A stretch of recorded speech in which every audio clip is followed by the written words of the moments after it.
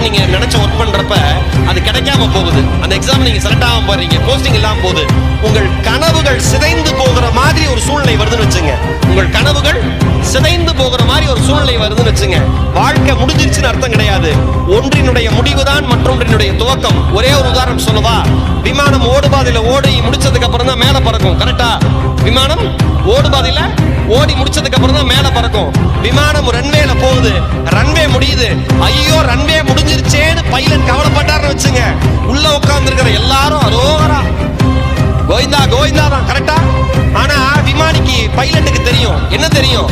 ஓடுபாதையினுடைய முடிவுதான் பறப்பதனுடைய தொடக்கம் என்று. ஓடுபாதையினுடைய முடிவுதான் பறப்பதனுடைய தொடக்கம் என்று தயவு செஞ்சு எல்லாருமே மனசுல வச்சுங்க. நீங்கள் போன முறை தோற்றிருக்கிறீர்கள் என்றால் இந்த முறை வெற்றி பெற்று பறப்பதற்கான ஆயத்தம் என்று அர்த்தம் என்பதை மட்டும் யாரும் மறந்துவிடக் கூடாது.